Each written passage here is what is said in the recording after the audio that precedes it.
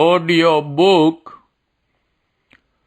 वांग्मय 13 गायत्री की पंचकोशी साधना एवं उपलब्धियां। चैप्टर 3 पार्ट 2 तीन शरीर और उनका कार्यक्षेत्र। जिस प्रकार स्थूल शरीर के साथ सूक्ष्म शरीर गूंथा हुआ है, उसी प्रकार उससे आगे की गहराई में उतरकर देखने से प्रतीत होता है कि सूक्ष्म शरीर भी सर्वसमर्थ या स्वावलंबी नहीं है। उसके पीछे भी एक अधिक समर्थ सत्ता नियंता की जुड़ी हुई है।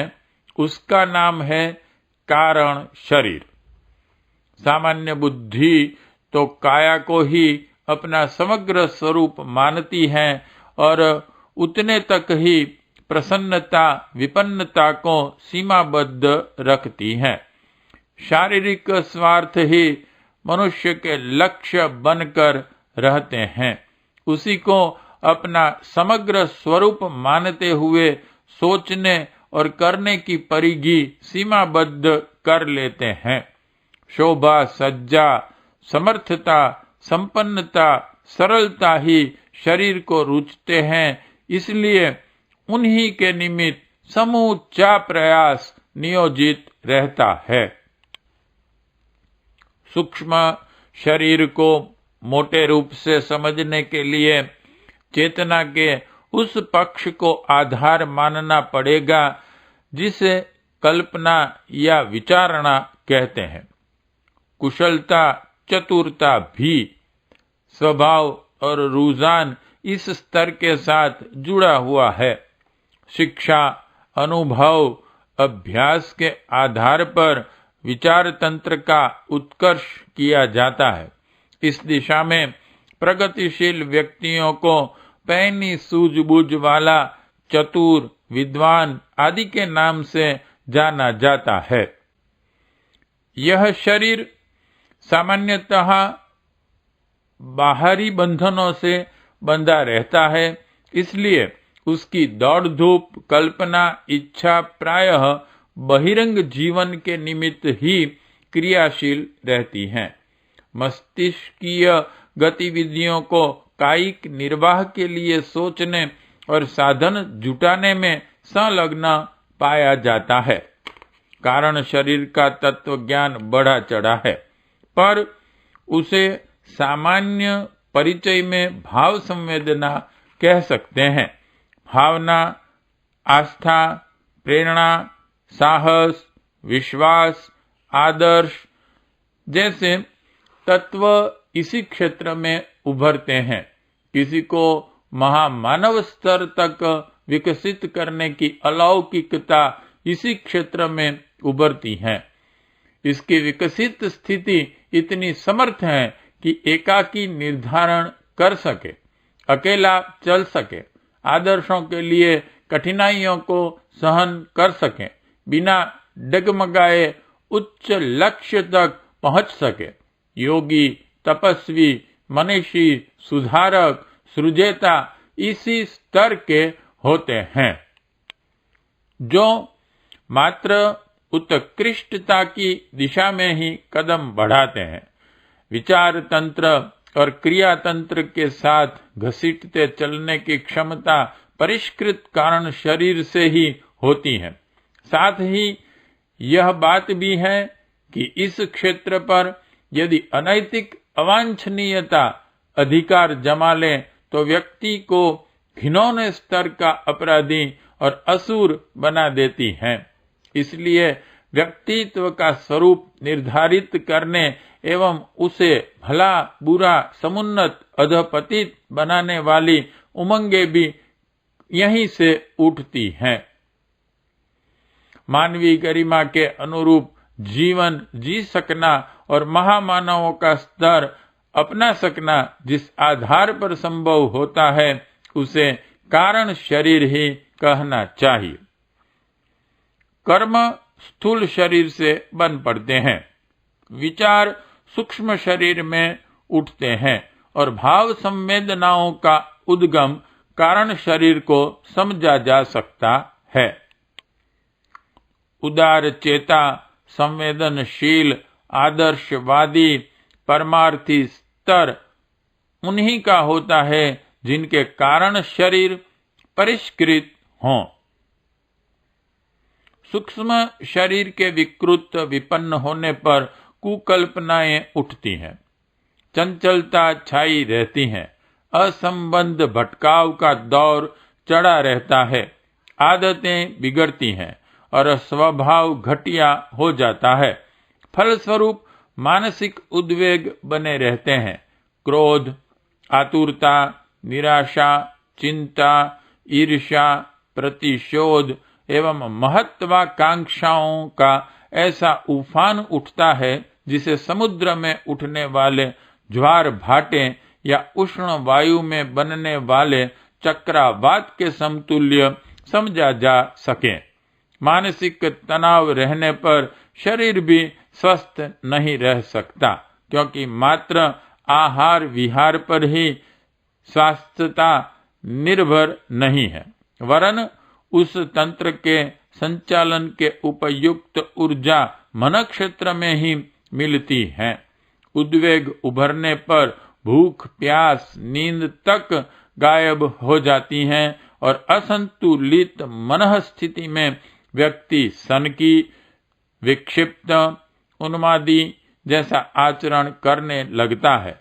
दूरदर्शिता कुंठित हो जाने पर सामान्य गतिविधियां एवं निर्धारण भी ठीक तरह नहीं बन पड़ते।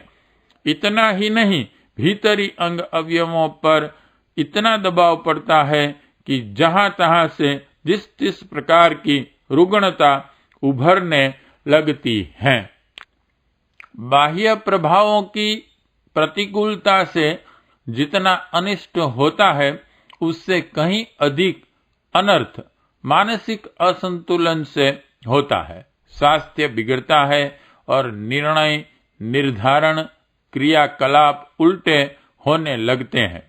यदि शारीरिक स्वास्थ्य की तरह मानसिक सुसंतुलन का ध्यान रखा जाए तो उस स्थिति में बाह्य परिस्थितियों की प्रतिकूलता भी हंसते हंसाते सहन कर ली जाती है। सही चिंतन चलता रहे तो स्वभाव में ऐसी आदतें सम्मिलित नहीं हो पाती जो स्वास्थ्य बिगाड़े, मस्तिष्क को तनावग्रस्त रखें। बेतुके आचरण अपनाने और व्यवहार कुशलता के अभाव में जिसे असहनीय विग्रह का सामना करना पड़ता है, उस प्रकार का त्रास सहना पड़े।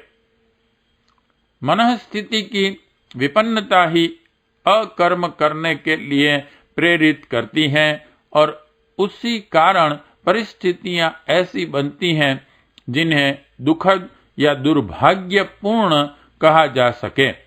एक जैसी परिस्थितियों में जन्मे और पले व्यक्तियों में से कुछ लोकप्रिय होते हैं, सम्मान और सहयोग अर्जित करते हैं, साथ ही तेजी से प्रगति पथ पर दौड़ लगाते हैं।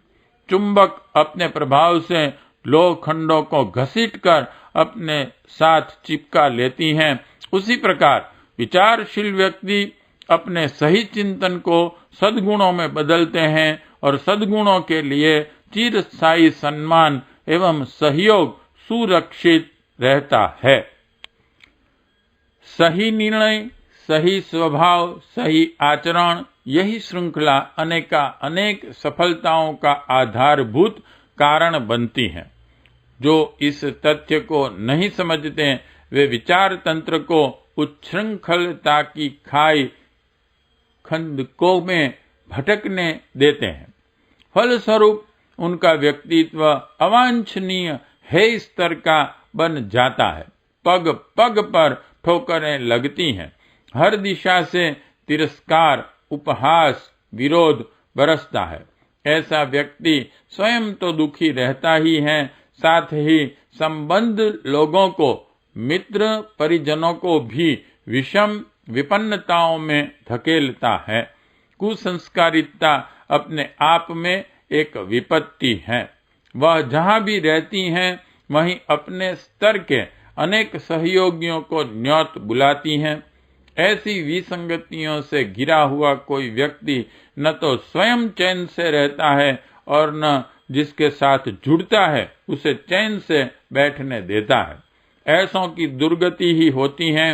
वे कभी कहने योग्य सफलता और सज्जनों के द्वारा की गई प्रशंसा के पात्र बन नहीं पाते। स्वास्थ्य सुधारने और सुंदर संपन्न दिखने के लिए जितना प्रयत्न किया जाए उतना ही यदि मन को सुसंस्कारी बनाने के लिए भी किया जाए तो अपेक्षाकृत कहीं अधिक लाभ में रहा जा सकता है। उपलब्धियां, साधन संपदाएं कितनी ही अधिक क्यों न हो, उनका सदुपयोग करने की दूरदर्शिता, विवेकशीलता का अभाव रहे तो दुरुपयोग से अमृत भी विष बन सकता है। कुबेर को भी अभाव रह सकता है और इंद्र जैसा सर्वसंपन्न भी पतित, निंदित एवं अभिशप्त स्थिति में पहुंच सकता है।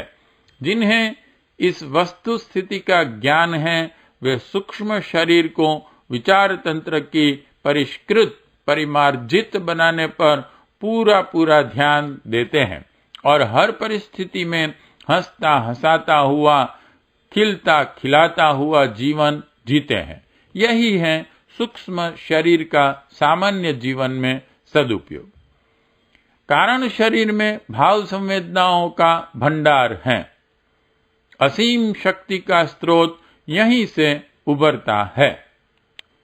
स्थूल शरीर को विकसित करने के लिए कर्म योग का, सूक्ष्म शरीर को प्रगति के लिए ज्ञान योग का और कारण शरीर को समृद्ध बनाने के लिए भक्ति योग का आश्रय लेना पड़ता है।